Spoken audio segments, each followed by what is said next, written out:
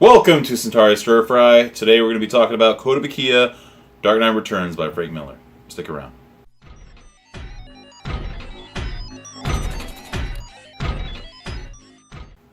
Okay, everybody, how's it going? Today I'm going to be going through some Kotobukiya pieces. This one here is Batman, Joker, Frank Miller's Dark Knight Returns. I want to bring some attention to these because they're pretty high quality pieces and they're pretty thick, even though they're polystone and even though they're PVC. Right, that's the thing. A lot of people who spend so much money on a statue, they have a hatred for PVC, but I think it can be done really well, depending on what you're going for and what you're asking for, price wise. So first, let's start with this. Okay, this is one of the first ones I got. So this is Kotobukiya's Frank Miller's Dark Knight Returns versus the Joker Diorama. Now, just so you know, originally it comes with a big disc, like the size of a record. And just as a size comparison, here is the Weekend Watchman heat-activated mug. As a comparison, maybe 4 inches. So it's not giant. I think they are 6 scale. I'm not sure, but I can tell you it's definitely heavier than it looks. It's a weighty piece. It's solid.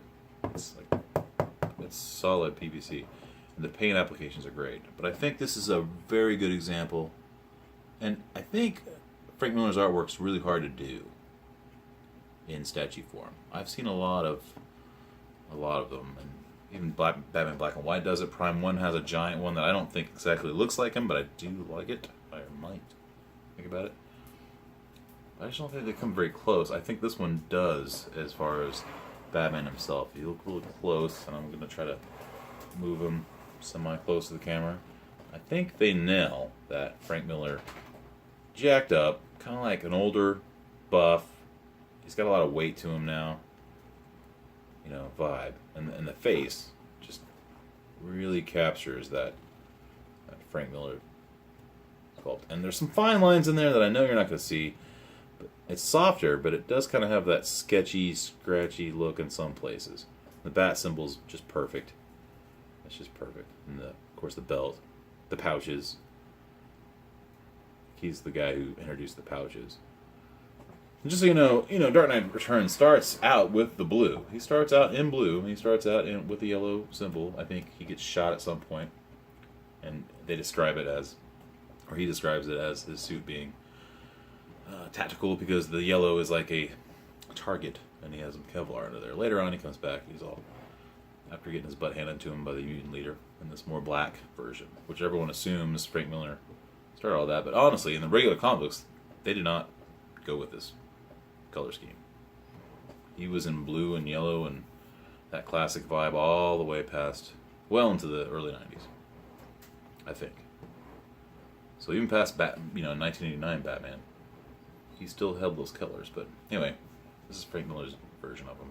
It's legendary. And the Joker, which is cool, it's almost like the base is the defeated Joker himself, laughing it up. Let me hold this up as close as I can. There you go. The defeated Joker. He's about to snap his neck. I mean, he's missing a few batterings in the eyes, but then maybe that was a licensing issue and they didn't want to make it too violent. But that really nails Miller's Joker. They're in the tunnel of love, and Joker kind of helps him snap his own neck just so he can become an enemy of the state kind of thing. As you can see, he's very bulky, and this is actually, like I said, a solid PVC. Is weighty. PVC is not just some flimsy plastic.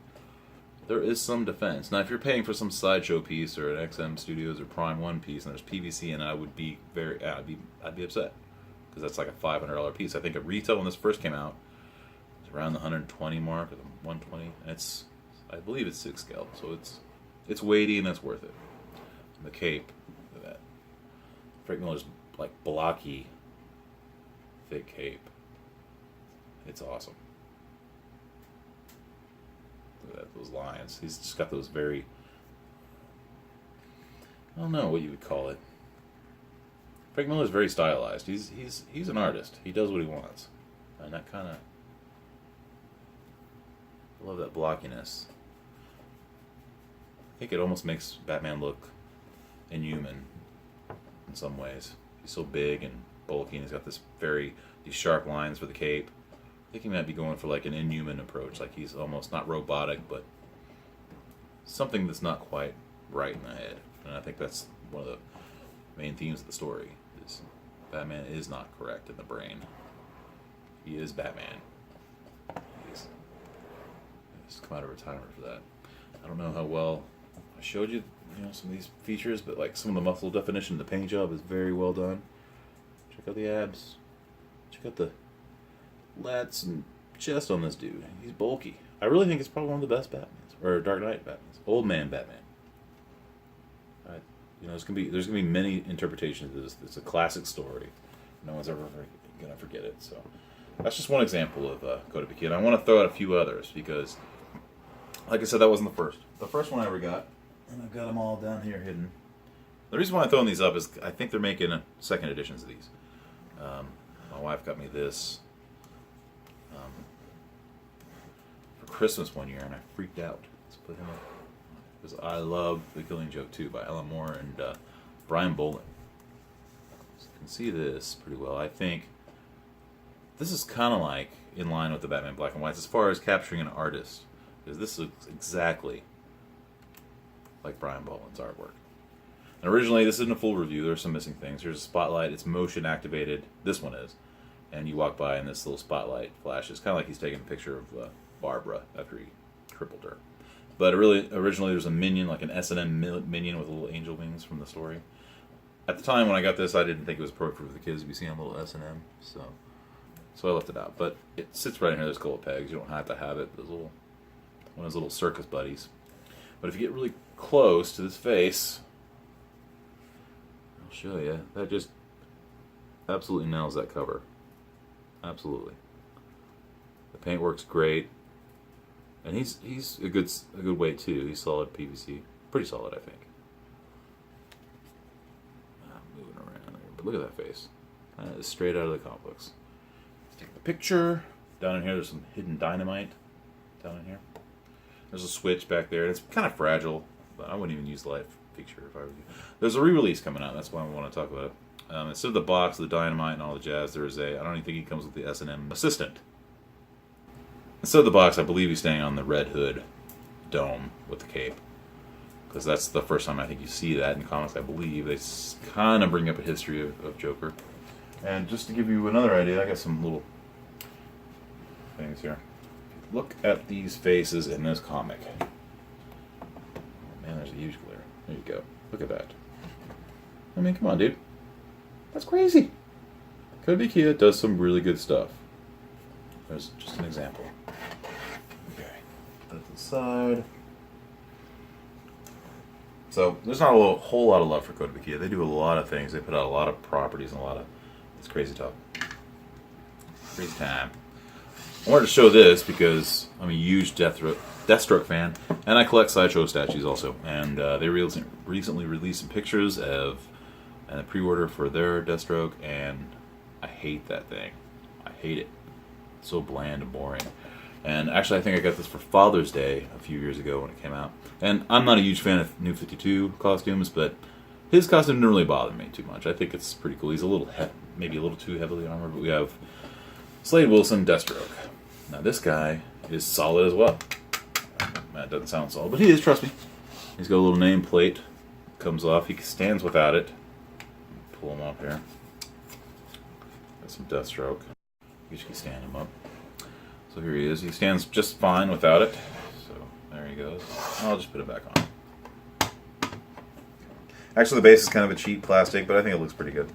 It doesn't matter. But Deathstroke himself is pretty solid. And he's in, like, a fighting stance. He's about to take you out. He's got his broadsword. The New 52 costume is a little overdone. Like, he's got spikes. This is definitely a Jim Lee 90s feel. And I think that's why a lot of people probably didn't like him. He's got these weird pieces of armor that don't really make sense. He's got grenades all over him, but I think they look good. And what's really cool is you get in close to that armor, he's got some really sick chainmail under there. I mean, and this is slightly loose here. Just kind of sits there. Check him out. Check that sword out. Muscle definition, the paint job. It's like all perfect. You know, it's maybe a little easier material to work with PVC, but I think it deserves some respect for what they can do. My son collects a lot of manga stuff, and I bought him a lot of One Piece things, for example, and they're done really well. Like, they look straight, you know, they look straight out of the cartoons. They're, I guess, it's easier to sculpt. I don't know, but they are lightweight. I wouldn't want them on a $500 statue. No way. I understand the hatred for it, but in some cases it can be well done. And there's the mask, and it comes off, so you can kind of get a good taste of Slade Wilson there. It looks a little silly like that, but I think the idea is to have it kind of raised up. The magnet will hold it for the most part, like a knight. Thing I got into for a little while was the new 52. I think they are 12th scale, I believe. And I have a few of these too. The Flash is really got it. They're all in storage. Some of these, they're in the garage. Okay, they're in the garage. But they do X-Men versions. They do Avengers. They have a Spider-Man line that looks really good. If they were just bigger, I mean, they do really good poses. This is Aquaman. Oh, obviously, I actually really like this one. This is going to be one of the few that I keep. So that's just an idea of some of this Kotobukiya business, and I think they're a pretty good company. I think if you're a fan of Batman, there's always going to be new stuff. I mean, I think last thing they put out was a Green Lantern by Jim Lee, which I don't really think looks like Jim Lee. But this definitely looks like Brian Bolland. This definitely looks like Frank Miller. And this definitely looks like some 90s Jim Lee designed Deathstroke action. And they're all thick. So I think this is going to be released, like I said, with the red hood.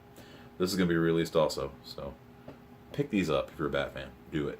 If you're a Deathstroke fan and you're not a stickler for quarter scale, you have no qualms, you want some 6 scale action, this is the best 6 scale Deathstroke out there. If you can get past the design. I like the design. I'm okay with it. To me, these are better than some of the Polystone stuff that DC Collectibles puts out. This is freaking awesome. That's just because I'm an Aquaman fan. Thanks again, guys. Hope you enjoyed it. Have a good weekend.